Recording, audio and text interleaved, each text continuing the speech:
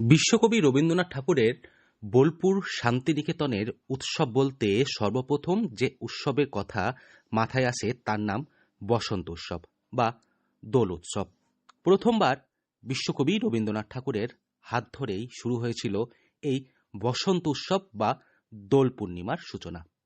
তবে জানেন, বর্তমানে যে জায়গায় বসন্ত উৎসব ঘিরে এত উন্মাদনা, সেই জায়গাও কেনা হয়েছিল ১ মার্চ। আজ থেকে বহু বছর আগে বসন্তে রঙের ছোঁয়া থাকলেও ছিল না উৎসবের আমেজ। দোলের সঙ্গে তখন বিশেষ যোগ ছিল শুধুমাত্র ভগবান কৃষ্ণের। বিভিন্ন রঙের আবির নিয়ে মাতামাতি, আনন্দ, উৎসব সবকিছুই ছিল কৃষ্ণ প্রেমে একাকার। আলাদা করে বসন্ত উৎসব বলে কিছু ছিল না। প্রথমবার সেটা শুরু করেছিলেন বিশ্বকবি রবীন্দ্রনাথ ঠাকুর। নাচে গানে আনন্দ উৎসবে এক অন্য ধরনের বসন্ত উৎসবের সূচনা হলো। সবচেয়ে আশ্চর্যের বিষয়, এমনই এক বসন্তকালেই কেনা হয়েছিল শান্তিনিকেতনের জমি। বিভিন্ন পুরনো নথিপত্র ঘাঁটলে জানা যায় সময়টা ছিল তখন ১৮৬৩ কি ৬৪ সাল। বোলপুরের বিভিন্ন জায়গায় কিছুটা জমি কেনার কথা ভাবলেন মহর্ষি দেবেন্দ্রনাথ ঠাকুর। আশ্রম তৈরির উদ্দেশ্যে এই জমিগুলি কিনতে চেয়েছিলেন মহর্ষি দেবেন্দ্রনাথ ঠাকুর। সেই মতো মার্চ মাসের ১ তারিখে লিজে নিয়েছিলেন ২০ একর জমি। ঠিক সেই সময় বার্ষিক ৫ টাকা হিসেবে রায়পুরের জমিদারদের কাছ থেকে এই জমি তিনি নিয়েছিলেন।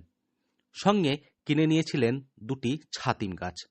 এরপর ধীরে ধীরে তৈরি হয় গেস্ট হাউস, তৈরি হয় আশ্রম। অনেক চিন্তাভাবনার পর তিনি সেই জায়গার নাম দেন শান্তিনিকেতন। কারণ এখানে এসে শান্তির খোঁজ পেতেন মহর্ষি দেবেন্দ্রনাথ ঠাকুর। রবীন্দ্রনাথ ঠাকুর সর্বপ্রথম শান্তিনিকেতনে পা রেখেছিলেন মাত্র ১২ বছর বয়সে। এরপর থেকে যাতায়াত লেগেই থাকত। এর পরবর্তীকালে একটা সময় পর শান্তিনিকেতনের যাবতীয় দায়িত্বভার এসে পড়ে বিশ্বকবি রবীন্দ্রনাথ ঠাকুরের কাঁধে। তিনি প্রতিষ্ঠা করলেন পাঠভবন এবং বিশ্বভারতীর মতন প্রতিষ্ঠান।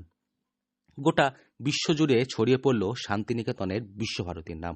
শুধু পড়াশোনা নয়, এর পাশাপাশি জীবনযাপনের ধরন, শেখার পদ্ধতি সবকিছুতেই নতুনত্ব নিয়ে এলেন কবিগুরু।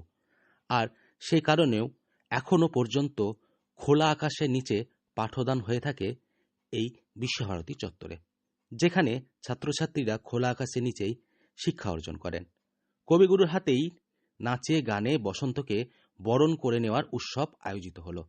নাম হলো বসন্ত উৎসব। বীরভূম থেকে সৌভিক রায়ের রিপোর্ট, লোকাল 18 বাংলা।